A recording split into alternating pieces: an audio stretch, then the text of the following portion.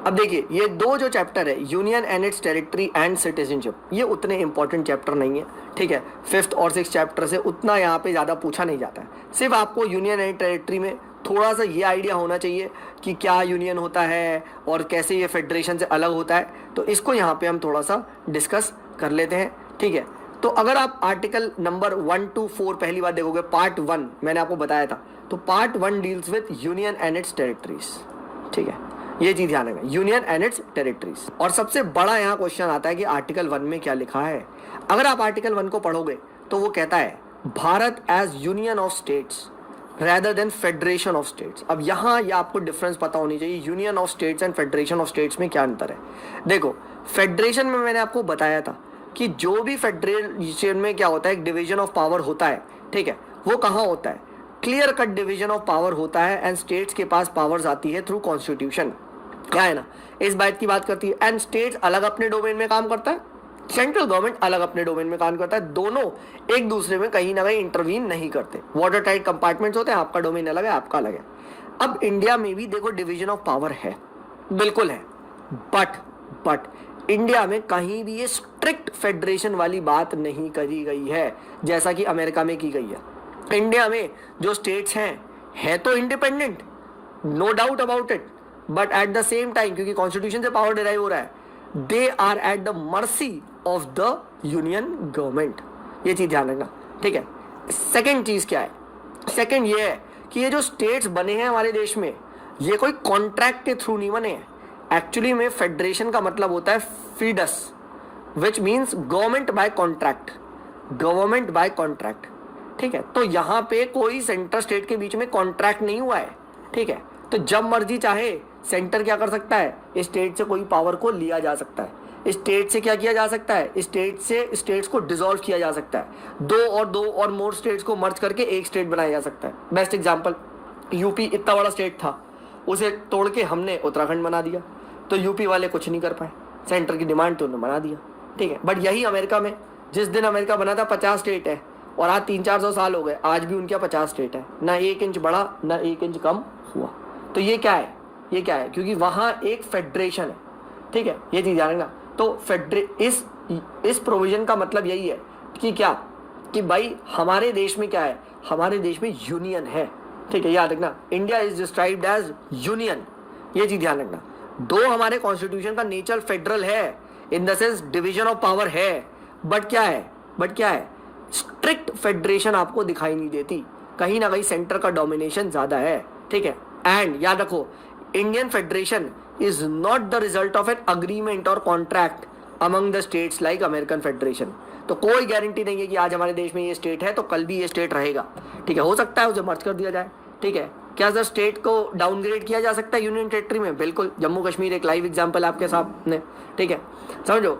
Second क्या है, the states do not have the right to secede from the federation. कोई भी state ये डिमांड नहीं कर सकता कि भाई हमें एक अलग से नेशन चाहिए, नहीं। नेशनल के अंदर रह के आप ये डिमांड कर दो कि छत्तीसगढ़ में कुछ लोग डिमांड कर रहे हैं हमें एक अलग से स्टेट चाहिए, हाँ वो डिमांड अलाउड है। बट कल को ये डिमांड हो जाए छत्तीसगढ़ को एक अलग करके हमें एक अलग से नेशन कर दो, दिस इज नॉट अलाउड। क्यों, क्योंकि आप फेडरेशन नहीं हो, ना हमारे बीच और आपके बीच में कोई कॉन्ट्रैक्ट नहीं हुआ है कि आप ऐसे जाओ, आप यूनियन का एक इंटीग्रल पार्ट हो, ठीक है। तो इंडिया में ऑफिशियली अगर देखा जाए तो फेडरेशन कॉन्स्टिट्यूशन में कहीं भी मेंशन नहीं है, बट यस कॉन्स्टिट्यूशन ने ऐसे पावर्स को डिवाइड की है कि लगता है वो एक टाइप का फेडरेशन है। बट अगर रियलिटी में फेडरेशन देखा जाए तो इट इज लाइक दिस कि सर मैं आपको कह रहा हूँ मेरे भाई, मैं आपको प्रॉपर्टी अपनी दे रहा हूँ और मैंने आपको अपनी प्रॉपर्टी दे दी और आप मेरी प्रॉपर्टी पर आराम से रह रहे हो, बट क्या मैंने आपको अपनी प्रॉपर्टी के पेपर्स आपके नाम करे, आपके नाम पे रजिस्ट्री कराई, हाँ है ना, नहीं करवाई, ठीक है। क्या मैंने अपने आपको प्रॉपर्टी का आपको मालिक बनाया, नहीं बनाया। यानी ऑफिशियली आज भी वो प्रॉपर्टी किसकी है, मेरी है। यही चीज यहाँ है, प्रॉपर्टी आपकी आप रहो, ठीक है, नाम बोली, बट नाम सेंटर का ही है, जब मर्जी सेंटर चाहे हटा सकता है। बट अमेरिका में क्या है, अमेरिका में प्रॉपर कॉन्ट्रैक्ट हो गया है सर, आप कह रहे हो ना प्रॉपर्टी, लो पहले पेपर पे साइन करो, अमेरिका में साइन हो चुका है, ठीक है। तो वहां आपका कॉन्ट्रैक्ट है, यहाँ कोई कॉन्ट्रैक्ट नहीं है। तो ये चीज ध्यान रखना, what do you mean by India as a union of states, ये पूछा जाता है, ठीक है। ये चीज ध्यान रखना, India as a union of states, that Indian federation is not the result of an agreement among the states like that of US and the states do not have the right to secret from the federation. ये ध्यान रखना, federation of union क्या है, ये क्या है, federation is a union because it is indestructible. ठीक है, हमारे देश को, ये जो इंडिया है ये इनडिस्ट्रक्टिबल है, इंडिया को नहीं तोड़ा जा सकता। ठीक है, ऐसा कहा जाता है, बट इंडिया के अंदर जो स्टेट्स है उनको तोड़ा मरोड़ा जा सकता है। India is a indestructible union of destructible states, states को तोड़ा जा सकता है। ठीक है, ये चीज ध्यान रखना। ठीक है, तो ये हम लोगों ने बात कर ली। फिर उसके बाद देखो एक ये भी होती है, यूनियन टेरिटरीज का कॉन्सेप्ट आता है। अब यूनियन टेरिटरीज नाम में ही लिखा है क्या, कि territories which are under the control of, indirect control of union. और एक होते हैं टेरिटरीज ऑफ द स्टेट्स जो प्रॉपर स्टेट कहलाते हैं। ठीक है, एक होते यूटीज, और एक फ्यूचर में हो सकता है कि गवर्नमेंट ऑफ इंडिया द्वारा कोई अक्वायर कर लिया जाए। तो ये तीन आपके आर्टिकल 1 के अंदर है। ठीक है, ये चीज ध्यान रखना। ठीक है, और उसके बाद बाकी आप लोग यहाँ पे रीड कर सकते हैं कितने स्टेट से क्या है, ये सब आपको पता है। नेक्स्ट जो यहाँ पे कॉन्सेप्ट आता है कि हमारे देश में जो आर्टिकल 2 है, ठीक है, आप कह सकते हो बनते हैं, वो कैसे बनते हैं। तो आर्टिकल 2 साफ ये बात कहता है कि भाई parliament has the power to admit into the union of India और to establish new states on such terms and conditions as it may think it fits. ठीक है, तो हु हैज द पावर, क्या स्टेट के power है, नहीं, parliament पे यहाँ पे पावर है। ये चीज इंपॉर्टेंट है, पूछा जा सकता है। ठीक है, article 2 grants 2 powers to the parliament. First, the power to admit into union of India new states. ठीक है, and B the power to establish new states. ठीक है, admit into union of India new state मतलब बाहर से कोई, suppose करो जैसे सिक्किम था, अब सिक्किम इनिशियली बाहर था, then it was integrated into India. ये चीज ध्यान रखना। ठीक है, ये चीज ध्यान रखना। तो अगर आप पढ़ें, it refers to the admission of states which are already in existence, while the second refers to the establishment of states which were not in existence before। ठीक है, तो ये ध्यान रखना। So article 2 relates to admission or establishment of new states that are not a part of Union of India। For example, Sikkim is the best example। Article 3 क्या कहता है, article 3 कहता है कि जो स्टेट्स इंडिया के हैं पहले से ही है, सपोज करो यूपी, उसके अंदर आप मॉडिफाई कर सकते हो। तो यूपी से हमने उत्तराखंड बना दिया, तो आप कह सकते हो वो आर्टिकल 3 के अंदर आता है। So article 3 on the other hand relates to the formation of और changes in the existing states. ये ध्यान रखना, आर्टिकल 2 एंड आर्टिकल 3 में बच्चे कंफ्यूज होते हैं, इसीलिए मैं फिर से बता रहा हूँ। देखो, आर्टिकल 2 का सिंपली मतलब होता है कि बाहर से कोई स्टेट को बुलाना अपने यहाँ। ठीक है, तो that is called as article 2। तब आप आर्टिकल 2 को रिवोक करोगे। एंड आर्टिकल 3 में क्या होता है, आर्टिकल 3 में इंटरनली स्टेट्स को क्या करना है, रीमॉडिफाई या कुछ करना है, कुछ रीमॉडिफाई करना है, कुछ घटाना बढ़ाना है, तो तब आप आर्टिकल 3 का यूज। तो देखिए ये क्या लिखा है, article 3 authorizes the parliament to form a new state by separation of a territory from the state. जैसे यूपी से हम लोगों ने उत्तराखंड बना दिया, ठीक है, हाँ है ना, 2 स्टेट्स को मर्ज करके आपने एक स्टेट बना दिया। Increase the area of any state, diminish the area of any state, alter the boundary of any state, alter the name of any state. तो आर्टिकल 3 आता है। बट अगर कोई स्टेट इंडिया का पार्ट ही नहीं है, कुछ बाहर से टेरिटरी को अंदर ले रहे हो, तो दैट इज कॉल्ड एज, तब आप आर्टिकल 2 को रिवोक करोगे। ठीक है, तो ये चीज ध्यान रखना। बट एक चीज ध्यान रखना, आर्टिकल 3 में जब भी आप इस टाइप का इंटरनल रीएडजस्टमेंट करते हो, एक बार प्रेसिडेंट को क्या करना होता है, उस बिल को किसको भेजना होता है, उस बिल को भेजना होता है स्टेट लेजिस्लेचर को उनकी राय लेने के लिए। हाउएवर स्टेट लेजिस्लेचर के व्यू से पार्लियामेंट कोई भी बाउंड नहीं है, इफ इट वांट्स फट से मर्ज कर सकता है। तो आपने देखा कैसे हमारा स्टेट में कोई यहाँ पे फेडरेशन नहीं दिखाई दे रहा, क्योंकि अगर ये फेडरेशन होता तो स्टेट्स के पास टेरिटोरियल गारंटी होती। बट इंडिया क्या है, इंडिया यूनियन है, यूनियन, ठीक है, याद रखना, यूनियन ऑफ स्टेट्स है, तो पार्लियामेंट आराम से ये कर सकता। और यही एक चीज भी हम आगे पढ़ेंगे, federation with a strong centre. हमारे यहाँ स्ट्रॉन्ग सेंटर है, वो क्लियर दिखाई दे रहा है अभी की, चाहे इसी वक्त।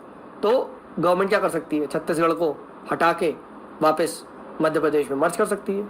ठीक है, करा जा सकता है। चलो, तो ये चीज़ ध्यान रखना। ठीक है, is this, I think this is absolutely clear.